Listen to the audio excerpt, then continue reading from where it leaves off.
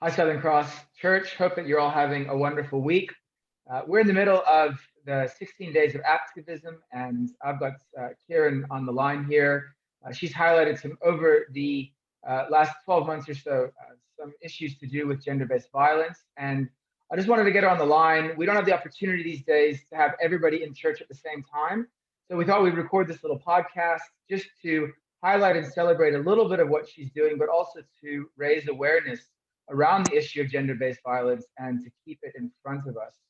So Kerryn, maybe thanks so much for being here and for doing this in a really different way. You've done it in church before and you've done it on a Zoom call, and now we're doing it as a recording. But maybe you could just begin by telling us a little bit about what the 16 Days of Activism is, and what it's all about, and what's your take on it?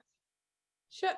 Hi, everyone. As Jason said, my name's Kerryn, and I've been working in the gender-based violence field for quite a long time, just over 11 years, actually.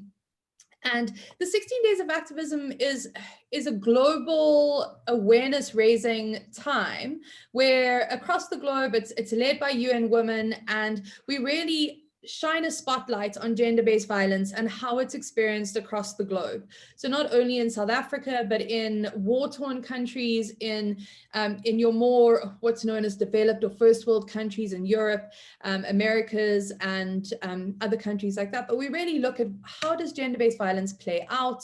How does it manifest? And it's really just about saying it's here, it's not going anywhere. And that's what the 16 days is about. It's been a little bit different during COVID times this year, where we're quite happy because we haven't had these massive events thrown and millions of rands spent on these events for very little action. So we're actually seeing that money now being channeled to services, which is exciting. But you asked about my take. I think for me, I'm happy around the 16 Days of Activism because it raises awareness. But let's be honest, I mean, gender-based violence isn't limited to 16 days. It's a lived reality, a daily lived reality. So for me, it's really about how do we take the momentum built by 16 days and carry it into 365 days of activism. Great, Kerryn, that's super helpful. And I think, like you said, it's worth celebrating, but it's just the beginning. It's just building up momentum and driving it into the rest of the year, because 365, the 16 days is not a lot in 365, and it can happen at any time. But we're also going into kind of December, into the holiday period. It's a long holiday from a school holiday point of view. It's been a long and a tough year. It's been a stressful year on so many levels and financially. And so already this season, there's a lot of flare up around gender-based violence, but maybe even more so this year as we go into the next 8 weeks or so. So how can we as individuals and as a church help and serve and come alongside you, or come alongside one another, come alongside our community and our city as we think through this issue and make ourselves more aware of this issue? Because, you know, the thing is that we've been called to love the Lord our God with all of our heart and soul and mind and strength. And we've been called to love our neighbors as ourselves. And part of that loving our neighbors is wanting peace, and to see right relationships. So what should we be aware of? How can we help? How can we serve? So I think one of the most important things is actually having this conversation today. You know, we often, when we think of holiday times, we think of the fun times. We think of getting together with people. We think of celebrating. We think of having a few too many glasses of wine, which is a challenge in and of itself. But this is the crux of the matter. We're going into holiday time, which is also a different holiday time where we still have COVID hanging over our heads. We have people getting together, families coming together. And at this time, we do start seeing a flare up, not only in domestic violence, but other forms of gender-based violence as well. And what causes it? I think there's a range of things. The one is festivities, but also it's around being in close confines again. Like we're not used to doing that as families. But where we can serve our community and our city around gender-based violence specifically is being aware that this is happening. So, looking around, if it's your friends, your families, your even your domestic workers, if you know that something is happening, or you sense that something's happening, speak to the person about it, speak to the family about it, know what services are available. Services don't stop because of holiday time. So I think connecting people with, whether it be counseling, whether it be pastoral care, whether, any form of care that someone is able to reach out and get assistance. And from what I've shared before, is that assistance not only for the person experiencing violence, the person who feels that their only form of communication is through violence, there's assistance for those individuals as well. And then, so basically what you're saying is there's help on both sides. yes, There's help for the victim.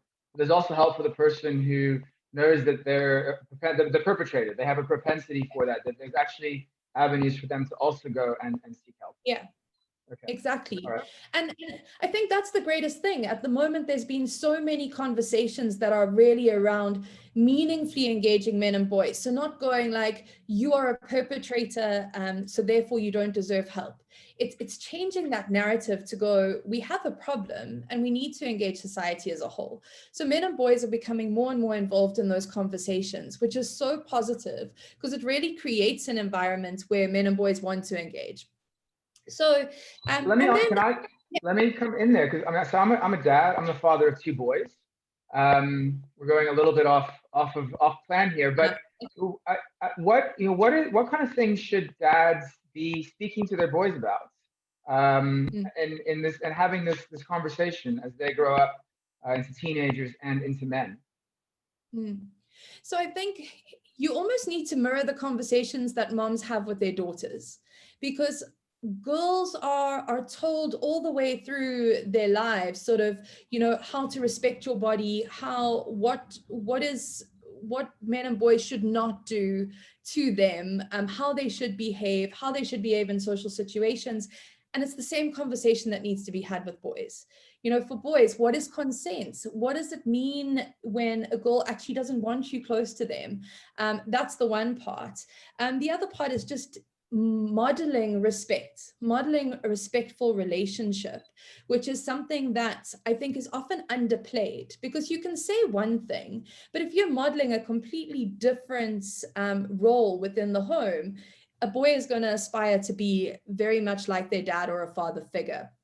So it's really about having those hard conversations with both daughters and sons, but then also modeling behavior that you think is respectful and that you hope that your son will model as well. Yeah, I mean, that's so in line with the message of the gospel, the message of the New Testament, that we teach and we proclaim the word, but we also are called to live it out. James chapter 2, faith without works is dead. So I think that's really helpful, and it's not far from us. It's attainable, that we talk and we speak through it, but then we also model it, we live it out in our own relationships. Okay, that's great. You were going to say something else before I jumped in there. There was one other thing. That's all good. I mean, that's the beauty of podcasts, right? It's a conversation, and that's exactly what I love doing. So so I was just going to say, you were asking about how else to serve. And I really think that there are so many organizations, and not only big organizations, there's smaller organizations, shelters that are operating in your immediate community. And it would be great if you find out who they are, where they operate from, and what their needs are. And the needs are not always financial. As Jason, you said, this year has been tough financially, but skills are even an asset to these organizations. So try and partner up and give time. That's often more valuable than money.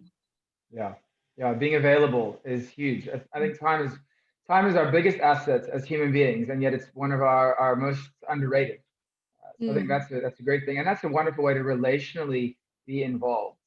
So to raise awareness, to know what's going on around us in our community, and if somebody has a passion for this, to follow through with that and to find ways to serve, and to recognize that what we do for the least of these, we're actually doing unto the Lord. So, and I'm sure that if anybody's got more, other questions or needs to know more, they can get hold of you. I'm happy to field those as well. So that's great. So just awareness of what we've got in our community, where people can serve. Anything else? No, I think what's been really encouraging through sharing this information with the Southern Cross family is really that the openness to have these conversations is always encouraging to me, who's doing this work, and also just if I can just say one thing to each person listening, is don't be that silent bystander. Don't stand by and listen to inappropriate talk. Don't stand by and know that there's abuse happening in a home, whether it be against women or children. Don't stand by and go, I didn't know what to do. Reach out. I'm always available. So reach out to me through Jason or directly to me. And yeah, just don't go, I wish I'd done something, because you could have. Yeah. No, I think this is one of those areas, one of the things that I've learned over the years, just a little bit of wisdom that I've gleaned. It's this little phrase, and I've got to say it to myself over and over because it doesn't necessarily come naturally. And it's this: stand up close, not too far back. And that's one of the things, is that you draw close to people. No one's ever going to complain or be upset that you were too close to them, especially if they were hurting, if they were being hurt, if they were in a time of need. But standing too far back, that can cause huge regrets for both parties and for everybody involved. And so I think that maybe that's a great place to bring this to a close, and just say that as we go into this holiday season, as we come to the end of the year, as a church, let's strive to stand up close and not too far back, where with ourselves, inside of the church, but also as we seek to serve our community and to serve our city and to serve anyone who is suffering violence at the moment. So, Kerryn, any last words? No, I absolutely love that. I love that stand up close and not too far back, because that's all we can ask for as members of a church family, serving each other and serving our communities. So I think you summed that up brilliantly. Great. Well, thanks so much for doing this, and thanks everybody for listening. Hope that the rest of your week is fruitful and you find a little bit of rest, and that you take this to heart. Think of one thing that you can take out of here and put into action and do. And we look forward to seeing you over the course of the weekend, seeing you next week.